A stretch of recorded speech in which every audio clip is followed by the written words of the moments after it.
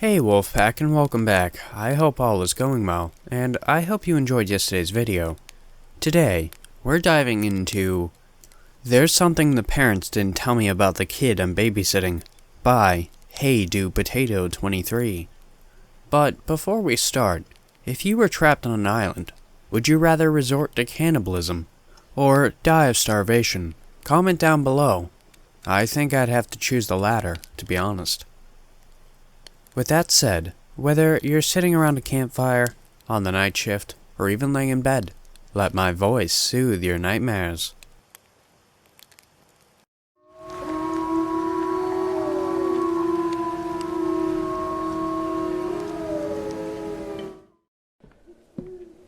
I guess the strangest thing was that he was cropped out of the photo. You'd assume a family Christmas card would have, the whole family in it. But he wasn't in it. The back of the card said something like, "Walter sends his love from camp," or something like that. Who goes to camp during Christmas when it's freezing? They could have photoshopped him in, or just included a separate photo of him altogether. Or maybe not make a Christmas card like you're some family from the 60s? I don't know. Maybe I'm just salty that they do this. Because if you study the card for more than an instant, you would see the extra shadow, the fire cast on the edge of the photo frame. Tomorrow, they were having a get-together, one with their adult friends, so I was contacted to take care of Walter for the night. From what Jen described, he seemed like a nice kid. He loved playing chess and video games, and he liked baking too.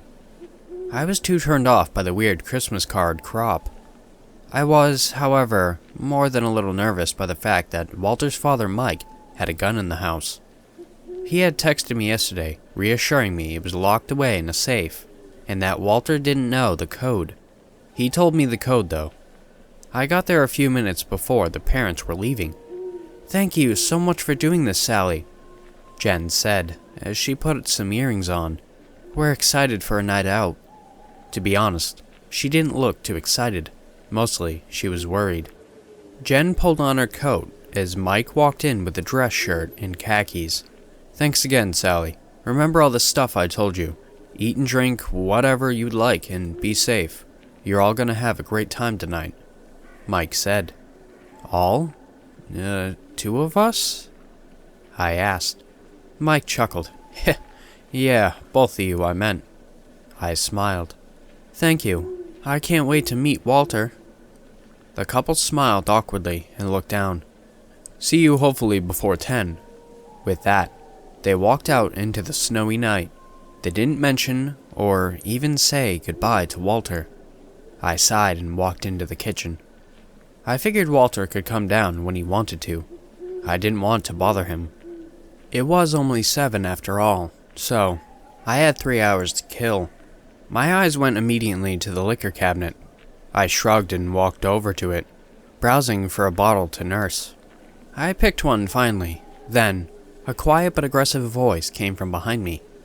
"Hi, are you the babysitter?" I spun around, and the bottle went into my jacket pocket. The boy stood at the entrance to the kitchen, hugging the corner of the wall. He looked like a scared animal. As far as I could tell, though, he looked normal.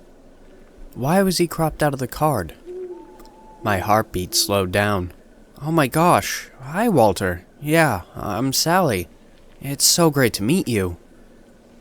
He was still hiding behind the edge of the wall. I bent down a little so I was more on his level. "You too," he said. He had the same worried look, the one on his face that his parents did before they left. I kinda looked to the side awkwardly. "Do you want something to drink or eat, maybe?" Walter shook his head. "Okay," I said. "Do you want to come out from behind the wall?" Again, he shook his head. "What if I want to give you a hug?" I said. He was a cute-looking kid. I could see the edge of his lips begin to curve into a smile, but still, he refused. "All right then. Guess I'm coming to you." I started strolling over there exaggeratedly. "No, wait, stop!" Walter yelled. The seriousness of his tone actually alarmed me. Promise me you won't laugh? He asked. I nodded my head. Okay. He stepped out from his hiding place. Walter had two heads. My heart stopped, and I took an involuntary step back. Are you going to laugh at me? He asked. His voice broke my heart. His own parents wouldn't put him in the Christmas card. I caught my breath again. What's there to laugh at? I said. A smile crept across his face. His first face. His other one, well, I tried not to look at that one. Its eyes were dull and half asleep, and its mouth hung open slightly, a dark spot of drool forming on the boy's bright blue shirt. I'm sorry they didn't tell you. It's okay. Just, it's best not to look at him, Walter said. My lips forced a smile, and I cleared my throat. So, do you want to watch a movie? I asked. Walter smiled again. So, we sat down in the family room on the couch, and put on a superhero movie, the ones with the big explosions and fights. Walter sat beside me, and honestly, I wasn't as freaked as I thought I'd be. Walter was just a regular kid who was dealt a bad hand. The movie got underway, and it was getting late. About halfway through, I noticed Walter was asleep. One head, his head, was laying down on the arm of the couch. The other was straight up, looking at me with a wide grin. I had to take a double take. The other head spoke. Great movie, huh? The voice was deeper than Walter's and raspy. I know why you're here. I cleared my throat. I'm here to take care of you for the night. Your parents are having a get-together and reached out to me. That's not why, he said. I turned back to the movie, eager for the real Walter to come back. Unfortunately, the other head kept speaking. We sure are having a fun night. You know what would make this even more fun? I mechanically shook my head. My breathing intensified. The head leaned forward. Instinctively, I did the same. Show me where the gun is. I pulled back. Walter? I'm not gonna do that. I don't even know where it is. I said. Don't call me that. That's not my name. And you aren't a very good liar. Just tell me where it is. No, I said, probably louder than necessary. But putting my foot down seemed necessary at that point, and it was clear that the boy I was talking to was not Walter. I'm sorry. I have to go to the bathroom. I couldn't come up with a better excuse to leave him. Walter, I knew, despite only having met him an hour ago. Whatever that thing was, wasn't Walter. I got to go to the bathroom and pulled out my phone to text Mike. Hey Mike, sorry to bother you, but I just had a concerning talk with your son. I think it might be best if you two return home soon. Again, I'm so sorry for intruding on your night out. I waited in there and flushed the toilet to avoid suspicion. After a few minutes, Mike responded. Don't worry, Sally. We're on our way back. I hope you're safe. I breathed a sigh of relief, collected myself, and opened the bathroom door. The boy was standing just outside it. Liar, he said. Excuse me? What did I lie about? I respond. I wasn't talking about you, Sally. Walter's head was asleep and unconscious. Okay, I've had enough of this. Walter, hey buddy, please, wake up. I yell. His eyes remained closed, and the other head looked at me, smirking. He can't hear you. You see, he's too focused on trying to breathe. Oh shit. Hey, please, come on, let him breathe, come on! Your parents are on their way. I pulled my phone out of my pocket for emphasis. The other head rolled its eyes. Fine, you're no fun, he said. Walter's eyes opened slightly, and he looked around, confused. In a split second, he lunged forward and grabbed my phone from my hand. All he had to do was scroll up to my text with Mike this morning, and he would know the code for the safe, and exactly where it is. No! I yelled out as he darted down the hall and up the stairs. I could hear Walter attempting to gain control again. He ran into his parents' bedroom and locked the door tight. This was bad.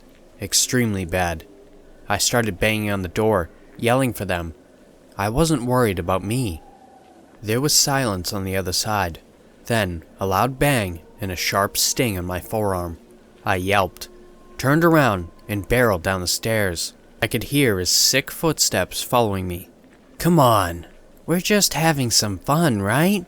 Get back here." I ran out of the house and got halfway down the street before I realized he still had my phone. Shit. I turned back and winced as the pain of the bullet in my arm caught up to me. A couple neighborhood dogs were barking in the distance. He was standing in the doorway when I returned. "I think you forgot something," he said. Walter met my eye, and we shared a solemn look. "Get inside." I did as he said. Why weren't his parents home yet? The three of us walked into the kitchen, and he had me sit down at the dining table. The room was dimly lit, and the shadows hugged the other head's face. "I'm done with him being in control. I don't want it to go like this, but I have to do it." He pressed the gun to Walter's head. Walter was silent, but tears leaked down his face. And then, I remembered the nice bottle of wine in my jacket pocket. Without thinking, I drew it out and crashed it against the other head. The gun dropped to the floor. I darted down, picked it up, and ran outside. As much as I felt bad about leaving Walter in there, my arm was still bleeding, and I needed Mike and Jen to be here. I called 911 and said I had been shot, and then I called Mike. But he wouldn't pick up. I tried 3 times before I grunted and went to text him. "Mike, you need to get over here right now. Your kid isn't safe." "Sally, just get out of there. We will handle the rest." "What?" I texted back. "Your kid is in there, probably traumatized." For some reason, I didn't mention the other head. Not that they didn't know it, but right then, my focus was on Walter. Mike sent me one last text before he blocked my number.